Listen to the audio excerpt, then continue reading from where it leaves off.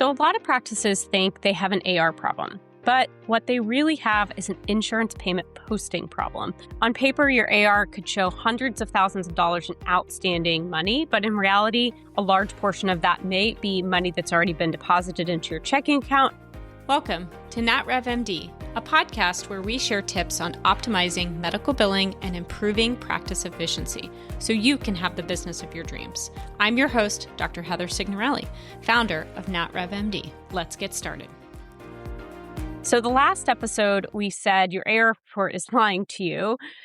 So today we're actually going to name some of those posting mistakes that can cause this issue. And I think this is really important for you guys to understand because oftentimes we're getting asked to manage old AR. And there's this expectation that I've got $1 million in old AR and I'm going to be able to collect on that. And even though if you understand that $1 million in AR is not true dollars in your pocket, right? Because those are charges. There's this thought that, oh, well, I'll be able to collect, a third of that based on, how you set your fee schedule. But today we're going to talk about, the 4 insurance payment posting mistakes that can inflate your AR, that can hide underpayments, waste your team's time chasing money, or that you're paying somebody to go and fix when in reality, they're never going to be able to fix it. And this is such a hard topic because you can't truly understand what's going on with the AR until you get in there. And so it's really important, even if you are considering changing billing companies down the road, or you think your current billing company is not doing a good job with this, I think if you can really understand these concepts, it will at least give you things to look out for in your own practice, but also things for you to think about and have some realistic expectations if you are moving companies around collection, right? So what you can actually collect. Obviously, you know that if your billing data is wrong upstream, dashboards, KPIs, even cash forecasting is going to be wrong. And so we've definitely seen owners make major decisions, whether that's hiring or expansion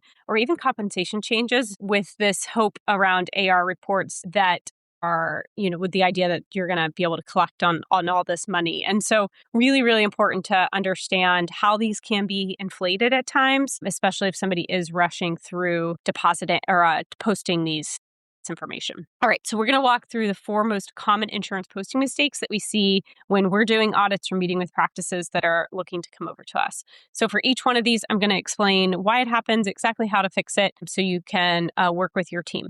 All right, so number 1, ignoring contractual adjustments. So obviously, what's happening here is that your payment poster may record the cash as received from the payer, but never actually post the contractual adjustment. So obviously, if you have charges and you have a payment, but then you didn't do a write-off, that can cause an inflation of the AR. And the difference, obviously, between your billed charges and the contractual allowed amount is going to be the gap that just sits there in the AR.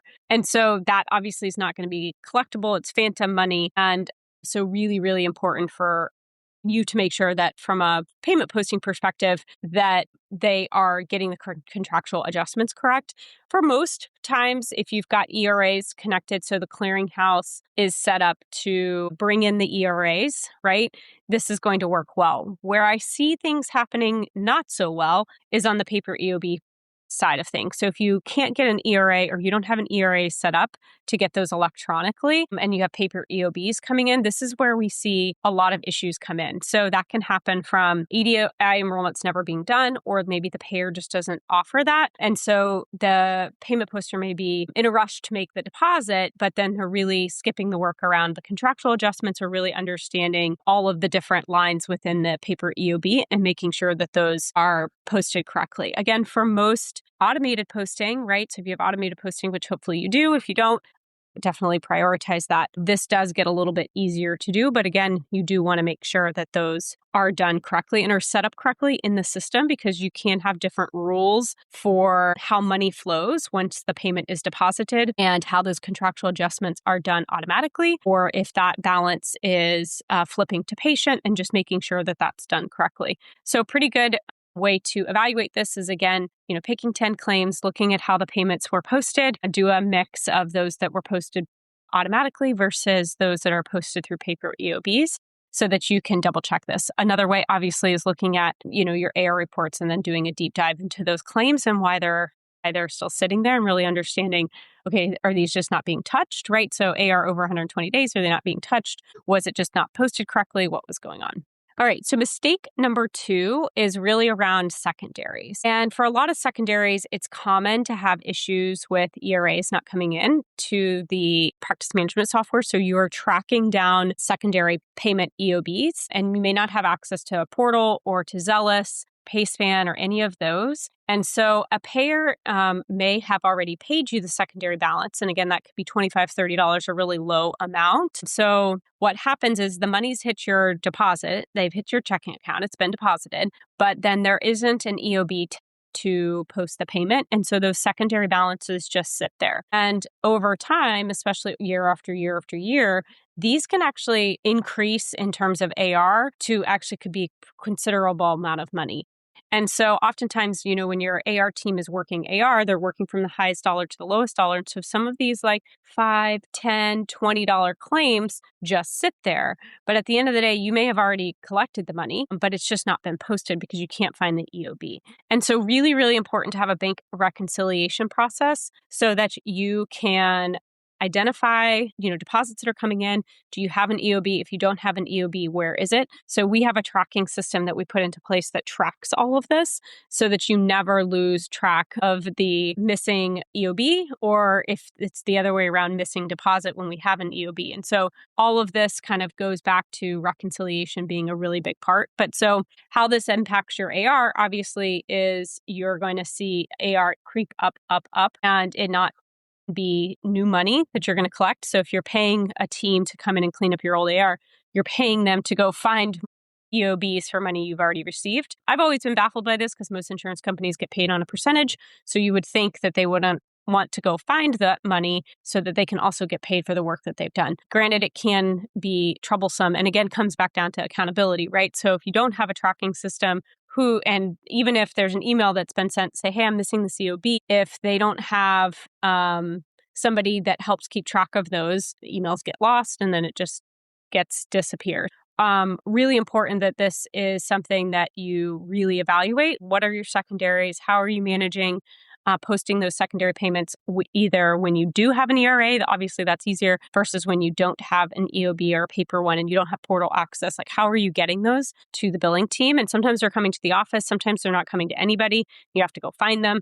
Sometimes the payers won't release them to the billing company. So you have to have a process around this. All right. So if you are not sure whether your team is making these mistakes, we've actually built a free payment posting audit checklist with checks that we run in our own audits. You can download it at the link down in the show notes, eligibility.notrevmd.com/payment-posting-checklist. I know that's a mouthful, so just click the link down below. It'll be easier. But that way you can use it for your own posting processes this week. All right, mistake number 3 happens when we have EOBs that come in, but say a payer is doing some adjustments for the claim, recoupments or takebacks or anything like that, but they're not managing the recoupment. And you're in a situation where then that recoupment is put onto a claim, or maybe it's not posted at all, and you lose the opportunity for clarity around why you got a smaller check than say you should have. So for example, say you're supposed to get $1,000 from United, but they're doing a $200 recoupment. If the recoupment isn't managed and then posted on the correct claim, you can get a situation where you're not balancing the check and working the recoupment, and then that leads to an underposting within the system or claims that aren't marked as closed or fully balanced. So then that leaves that open AR that your billing team may not have clarity, because if you've missed the opportunity for the recoupment, you may not see that you need to say bill that insurance or bill that patient's new insurance. So this happens when, say, the United Healthcare pays the claim, but then United Healthcare realizes that that person's coverage wasn't actually active. So they do a recoupment. Recoupment comes in on a new check that then you should be getting payments for new patients, but then you haven't managed the recoupment or the eligibility issue on a prior claim. And so if that process isn't clean, you can have issues with your AR not being accurate and obviously not balancing those checks, and then also not resubmitting that claim. So say it was an eligibility issue, say they didn't have United at the time, they actually have Medicare now, and that wasn't caught during those the first time that those claims were paid, then you can be in a situation where your AR report is not going to be accurate. So obviously why it happens, recoupments can be tough. In certain practice management softwares, it's very difficult to post those recoupments, or it's just not as intuitive on how you post those. Good softwares, it's easy to post the recoupments, but you just want to make sure that the payment poster is also relaying that information to the claims team to say, hey, we have a recoupment that then now we need to go deal with that recoupment and resubmit the insurance or get the eligibility information updated or manage a denial, whatever it is, right? The recoupment claim needs to be managed, but then the posting for the full check needs to also be done. So say that $1,000, you only got paid $800, but $1,000 needs to be posted and credited to the right new patient accounts, whereas that $200 needs to be subtracted from the other account that claim then needs to go be worked or reworked. I know that's sort of confusing, but you can think of it as you had a subtraction, so you need to go post that in the right account, but then everybody else who truly got their claim paid needs to have that posted, even though the whole check is less than what you expected because of the recoupment. So really, really important that this is done correctly and that you have this process hammered out in terms of the payment poster and the claims submission team. So obviously how to fix it, you're going to be wanting to balance those checks and post those recoupments and then transfer those recoupment claims over to the claims team so that then they can manage those recoupments appropriately. Obviously, this is going to keep your AR even and accurate and make sure that your aging buckets are really focused on balances that are real work that needs to be done. All right, mistake number 4. So this is all about denial codes. So when a payment comes in within an ERA or an EOB, however they come in, and you've got a denial attached to one or more of the CPTs. So say the poster logs the payment, but ignores the denial remark codes or leaves the denied lines to age out in AR until they're past timely filing or become uncollectible. So those are issues when you're trying to post too quickly and you're not actually going by line item in the EOB and making sure that the denial codes are posted appropriately for each of the CPT codes. And so maybe you're just posting what you could post or what you did collect,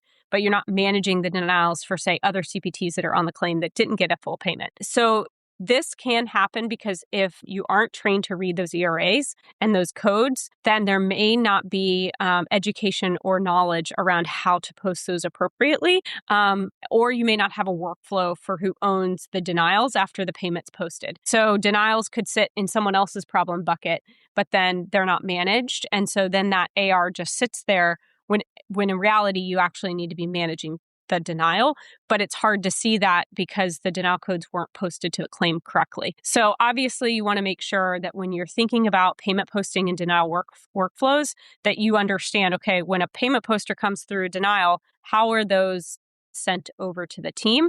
Are they just catching them through their AR bucket review, or are you actually messaging the denial team who's managing the AR follow-up? And so really important then to also, with these denials, you can have bundling denials, right? When two CPT codes are bundled together. So one of them gets a no payment and one of them gets a payment. But if you're not putting the denial codes in there for the bundling and just assuming, okay, yeah, it's bundled, I'm just going to write it off. But in reality, it may be a denial code that could be appealed or worked.